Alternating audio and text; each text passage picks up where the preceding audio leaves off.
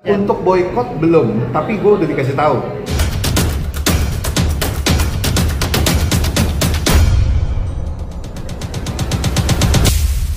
Awal mulanya saya jadi food reviewer lah ya. Sebelum ke kritik sebenarnya kan ke reviewer dulu. Awal mulanya cuma hobi aja. Terus setelah itu saya menemukan banyak sekali kendala dalam tempat-tempat yang saya kunjungi ini. Tidak begitu sempurna. Jadi saya mencoba untuk mengangkat esensi dari kritik, ya. Sehingga bisa jadi alat untuk mereka berpikir, oh ya ini saya perbaiki deh. Jadi si Cold Blue ini tujuannya sebenarnya untuk membantu si pengusaha di saat yang bersamaan juga jadi wadah bagi konsumen. Kalau ada yang mengalami hal seperti ini, apa sih yang harus dilakukan?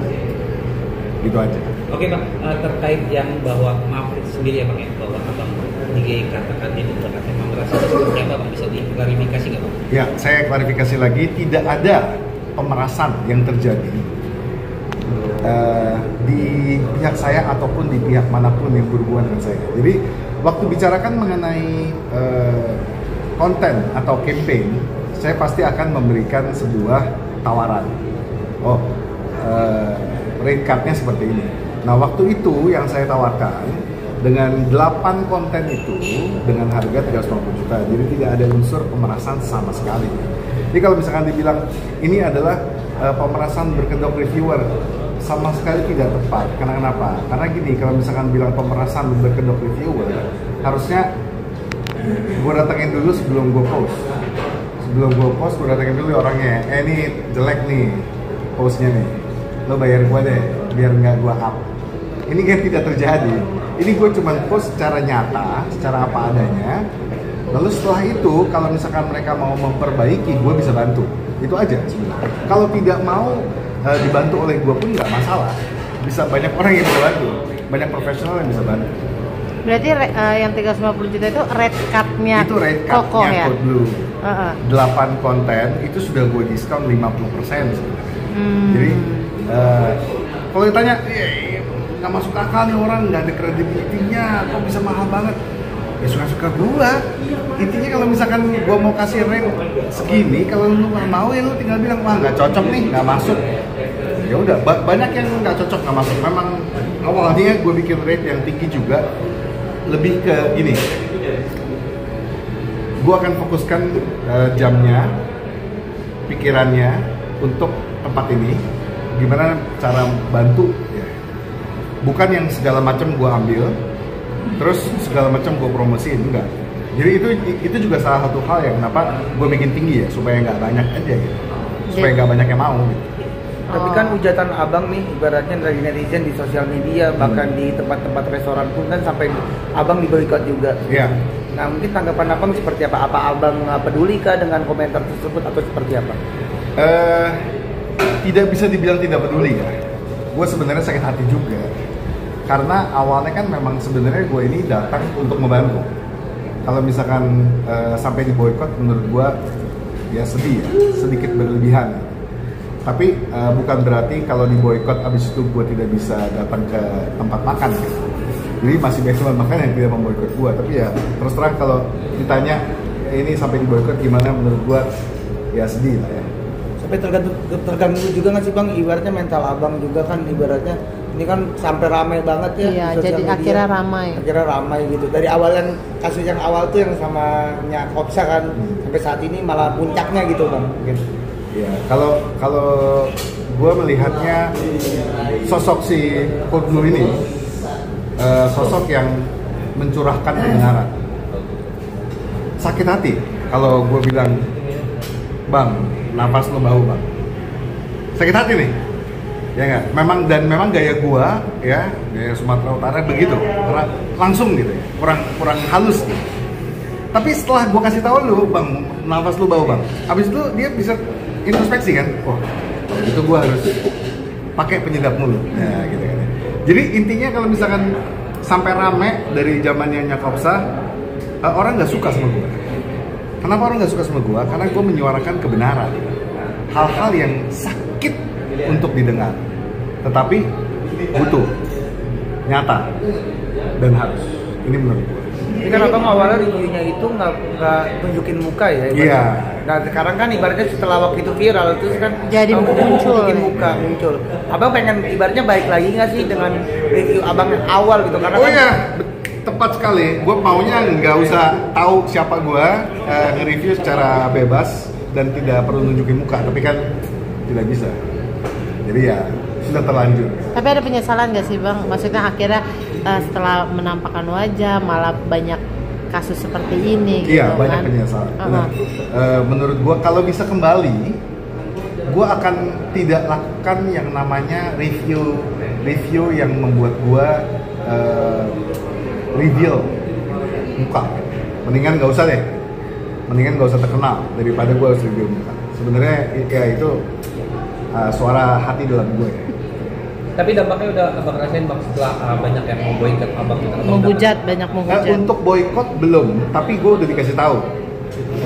Bahwa bro ada tempat yang naruh video, ada tempat yang naruh foto lu, menolak lu untuk datang. Gue belum ngalamin. Efeknya ke gue, menurut gue tidak baik. Efeknya ke gue tidak baik. Tapi ya gue mencoba untuk move on aja sih. Tapi bang di tengah kasus abang ini kan banyak yang bilang pemerasan berkedok review dan sekarang juga ada nih di dunia skincare gitu kan. Mungkin abang punya himbauan nggak sih apa yang dialami abang saat ini gitu untuk pemerintahan biar lebih bagus lagi nih ke depannya. Untuk orang review kan nggak salah dong untuk mereview sesuatu itu, tapi ini sekarang kan jadi disalahkan nih kan, bahkan abang diboikot gitu kan untuk mereview. Seperti apa nih bang?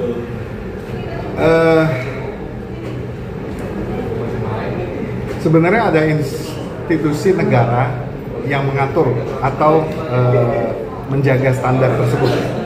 Ada perlindungan konsumen, ada BPOM dan lain sebagainya.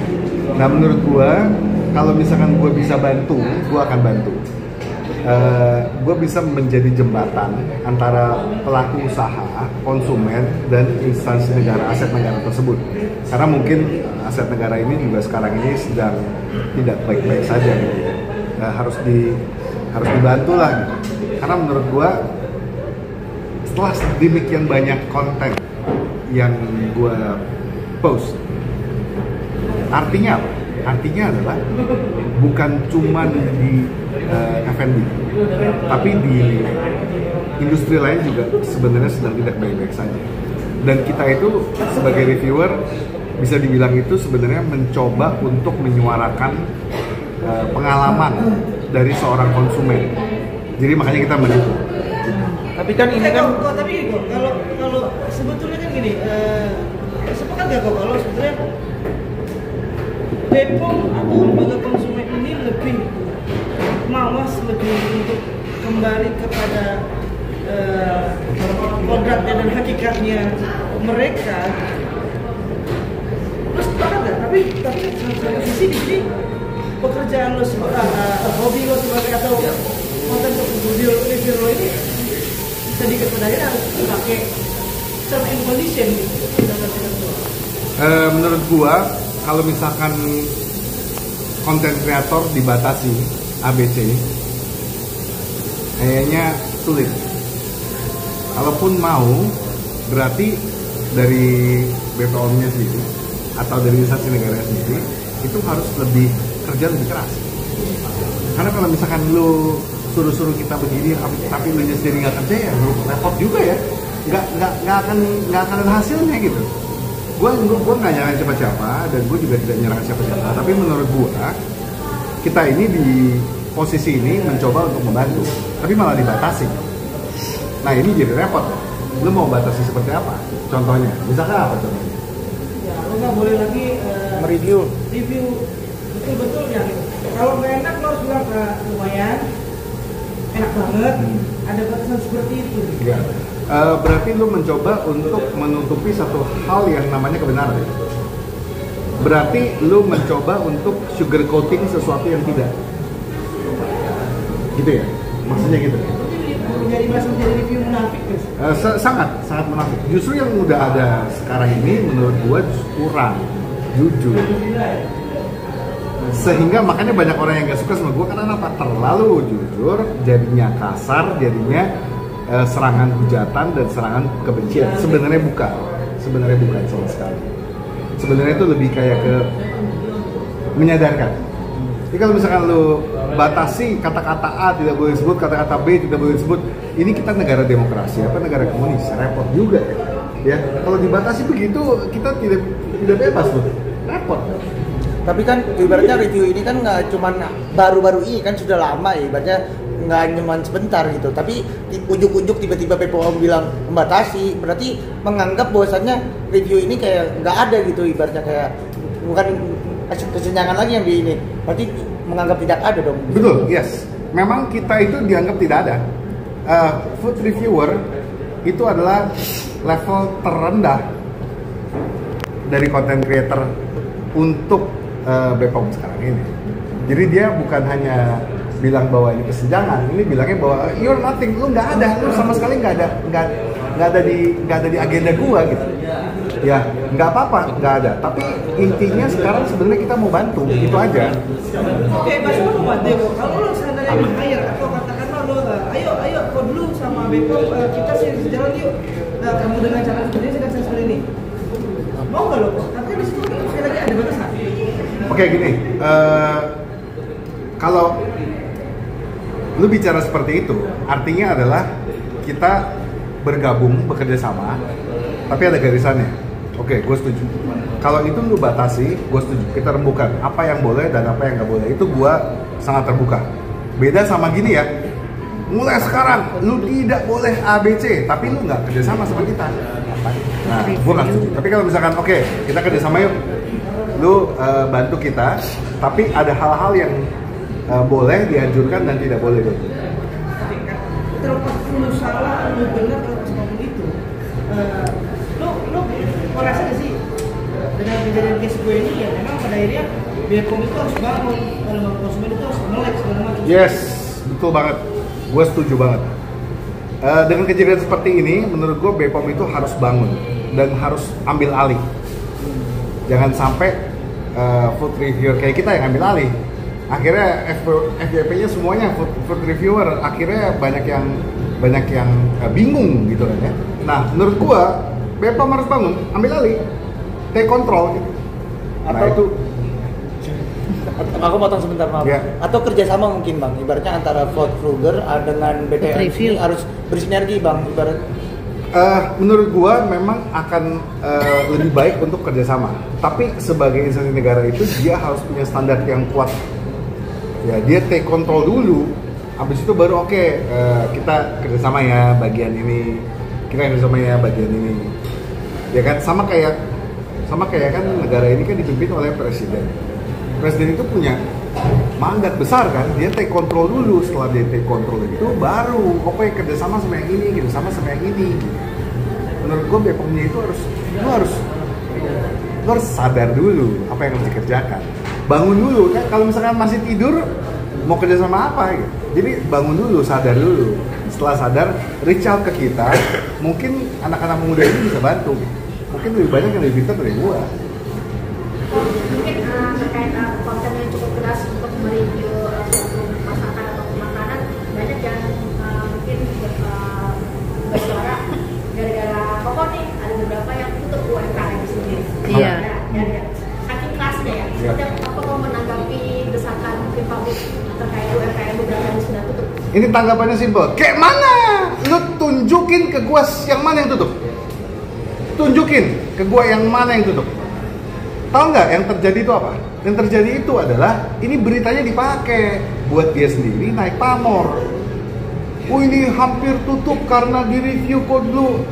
Omsetnya naik 100 kali lipat, lu bilang tutup. Apanya yang tutup?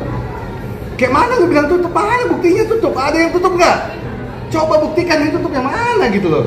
Justru lo dimanfaatkan ya untuk mereka. Yes, dan gue nggak masalah dimanfaatkan. Karena menurut gue kalau misalkan lu bisa perbaiki di saat yang bersamaan, waktu orang beramai-ramai datang dan lu sudah perbaiki, lebih baik omset lu meningkat. Bener nggak?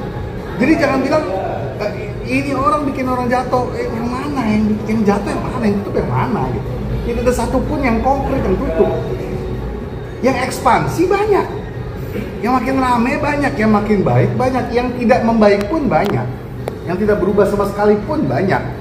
Tapi yang tutup menurut gua itu berlebihan, fake news.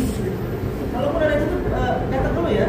Iya, iya, Dan lu mesti untuk itu. iya betul. Datang coba. Kapan gua review lu dan apa yang terjadi? Ini sorry banget ya teman-teman.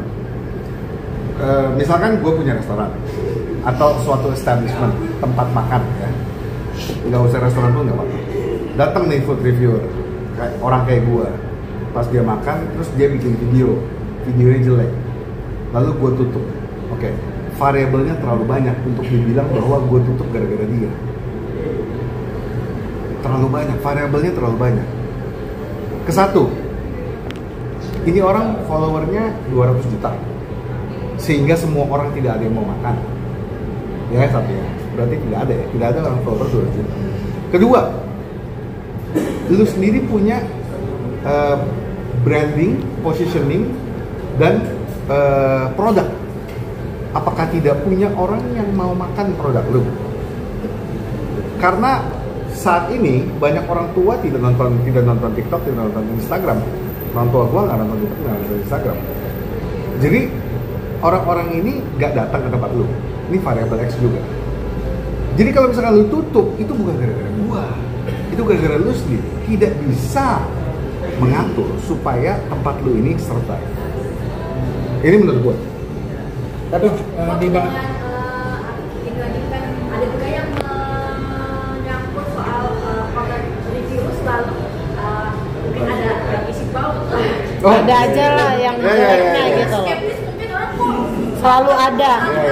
Niko gimana tanggapannya kok? Oh, thank you. Terima kasih banget. Gua hampir lupa. Ini gua harus jelaskan dengan tepat. Jadi gini. Awalnya gua itu mengalami semua sendiri. Kalau nggak gua alami ya istri gua alami. Lalu 2024 kebanyakan yang mengalami bukan gua. Yang mengalami itu adalah konsumen. Konsumen yang tidak gua kenal, biasanya DM, biasanya reach out, biasanya kasih tahu. Nah, dari mungkin ya dari 100-200 1 atau 2 yang gua up. Jadi bukan gua yang alami setiap kali ada baut, ada apa. Kalau yang ada baut terakhir itu Taku. temennya temen gua, orang Singapura. Yang berikutnya lagi yang itu itu mantan pacarnya temen gua. Terus yang sebelumnya yang ada kecoa lah, ada tikus lah, itu orang beritanya juga dia sudah up di sosial media dia sendiri. Lalu dia reach out ke gua, bang, gua up di sosmed gua tapi nggak rame bang, gua pengennya. Terus gua tanya, biasanya gua tanya, objektifnya apa? Lu mau up story ini? Objektifnya saya sakit hati bang. Satu. Kedua, objektifnya saya tidak mau orang lain mengalami lah. Nomor 3, objektifnya apa? Saya mau minta ganti rugi bang. Ini nggak ada yang peduli sama saya sakit hati. Nah jadi kalau kembali lagi, kalau perlindungan konsumen jalan, kalau BPOM jalan, ini nggak akan terjadi nih, ya kan? Nah sekarang gua bantu, abis itu gua dibully sama satu Indonesia ini. Menurut gua jadinya bingung gitu ya. Ya itu aja jawaban gua. Bukan gua yang ngalami, banyak orang yang ngalami, mereka lapor ke gua. Kenapa? Tapi mau bantu tapi akhirnya ya aku kena impactnya ya. Iya. Bantu gue dibully. Iya. Bantu ya ada hak pengen yang di up soalnya. Iya, terus terang ya, setelah kejadian yang terakhir ini, karena menurut gue ini udah kesekian kalinya gue dibully secara umum ya, 2023, 2024, dan sekarang 2025. Kayaknya gue akan stop ya. Kayaknya gue akan stop ya, karena ya gue punya hidup juga. Kalau misalkan hidup gue diganggu, menurut gue akan diam aja sih. Silahkan menikmati. stop untuk mereview atau apa bang? Stop maksudnya untuk Ya, apa? jadi kalau misalkan ada yang lapor nih ya kayaknya gue nggak akan up lagi. Ya kecuali gue sendiri yang ngalamin ya. Ya kalau misalkan gue sendiri yang ngalamin itu sebenarnya itu hak pribadi, hak konsumen gitu. Nah kalau orang lain yang ngalamin kayaknya nggak. Ya menurut gue bukan urusan gue lah jadinya ya. Gue nggak usah ikut campur lah. Jadi membatasi ya. Membatasi diri. Tapi tidak membuat gue berhenti untuk review. Tidak mereview untuk mereview. Mereview itu kan sebenarnya hobi ya. Kan gue nggak harus review. Kalau maaf kata, kalau misalkan di Jakarta ini tidak suka gue review, gue tidak akan review Jakarta. Ya kan fair loh ya. Gimana Bang? Banyak juga Bang yang membandingkan apa dengan Pak Bondan. Anggapannya seperti apa? Pak Bondan ya? Pak Bondan itu sepuh saya. Kalau dibilang food reviewer ya kita semua melihatnya Pak Bondan. Dan saya sendiri juga dari kecil nontonnya Pak Bondan. Kalau dibilang disandingkan kayaknya tidak bisa disandingkan ya. Terlalu jauh gitu.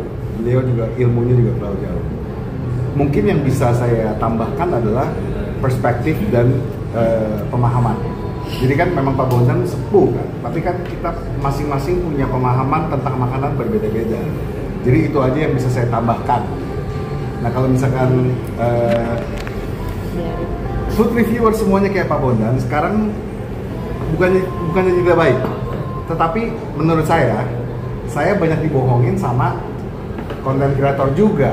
Waktu bilang enak, datang ke tempatnya kok bilang enak ya, enaknya di mana? Jadi kenapa saya bikin review ya dengan cara yang berbeda, dengan style yang berbeda? Karena saya tidak mau sampai orang itu mengalami hal yang saya alami juga.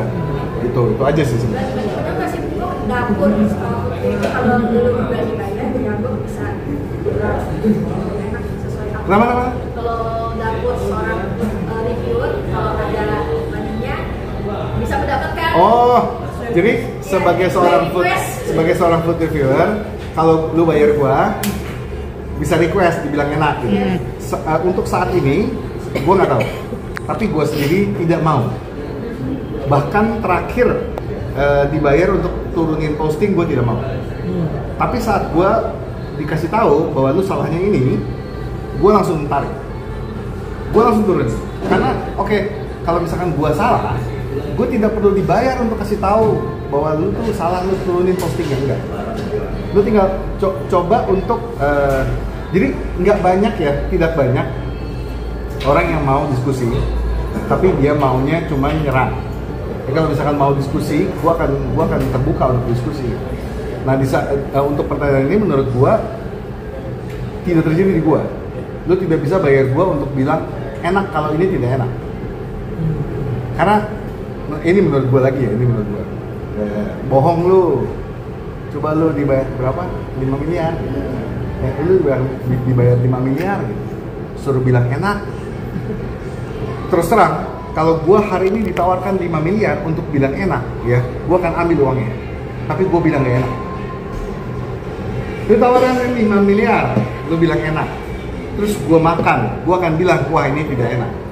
Karena gue tidak pernah bilang bahwa gue endorsement ya. Gue bilangnya honest review. Iya. Ya lu bayar gue buat honest review, lu bayar gue buat bicara kejujuran gitu. Itu aja, simple. Terakhir adalah ketika munculnya kabar ini banyak membeli itu. Lihat musuh-musuh akhirnya pada sekitar mungkin dari Iya, bermunculan. chef, dari food vloggers yang lainnya yang mungkin pernah bersinggungan sama lu akhirnya buka suaranya. Gimana nih Bang? Akhirnya lu tetap dapat sindiran dari berbagai macam Terima kasih. kalangan. Terima kasih. Akhirnya siapkan apa gitu. Iya, terima kasih. Terima kasih. Menurut gua suatu kehormatan ya. Jadi kalau gua melihat diri gua itu sebagai beginner. Jadi kalau ada senior gua atau ada orang yang lebih ngerti tentang makanan, tentang hospitality, tentang service, tentang konten, tentang media, tentang storytelling, lalu dia kritik gua, menyindir gua terima kasih. Cuman lu jangan bully gua, lalu lu merasa bahwa lu paling benar. Gua nggak bisa appreciate. Gue appreciate kalau misalkan lu nggak suka sama gue, nggak apa-apa. Karena nggak semua orang harus suka gue. Gue juga appreciate lu kritik gue. Gue appreciate juga lu ngomong the truth about me. Ya. Tapi gue nggak appreciate lu bully gue secara pengecut ya. Lalu habis itu mengumpulkan massa menyerang gue. Itu gue nggak appreciate. Stop doing that. Nggak oke. Bang, Bang, aku mau penegasan Bang. Tadi kan Abang bilang kalau ada bukan banyaknya apa itu F&B variabel itu kan kalau bangkrut itu kan bukan karena Abang ya. Misalkan kalau ada F&B yang bangkrut karena Abang, Itu abang berani bertanggung jawab nggak sih bang ibaratnya terkait itu? Sekarang gue tanya sama lu, Iya. kalau F&B bisa bangkrut gara-gara satu food reviewer, Iya. F&B itu apakah cukup baik? Gue balikin pertanyaan ke lu. Kalau satu establishment bisa bangkrut gara-gara satu food reviewer, apakah lu bisa bilang tempat itu adalah tempat yang baik? Enggak sih. Jadi buat apa gue tanggung jawab untuk tempat yang tidak baik? Oke, siap. Jadi sebenarnya gini loh, kalau lu bikin makanan lu kadang enak, kadang enggak, kadang bagus, kadang jelek, kadang basi, kadang enggak. Terus lu bangkrut sendiri gara-gara terakhir gua speak up. Terus gua harus tanggung jawab gara-gara makanan lu itu. Menurut gua nggak fair. Beda sama gini loh. Gua udah mendekati bangkrut nih. Lu bisa bantu gua nggak? Sepeser pun gua nggak bakal minta lu. Gue udah mendekati bangkrut nih. Gue udah gak punya uang lagi nih, gue udah gak bisa survive. Gue punya anak, punya istri. Kadang-kadang gue juga harus biayain orang tua gue. Lu bisa bantu gak? Gue bantu tanpa sepeser pun, dan banyak yang gue bantu. Ya jadi kan code lu itu adalah orang udah mau mati, gue kasih resuscitate supaya lu gak mati. Itu code lu tujuannya. Oke? Ada pesan bang untuk para ini pesan buat para Netizen dari pemerintah, para food reviewer. putri Mungkin atau Semangat, tetap bicara kebenaran. Ya siap-siap dibully satu Indonesia.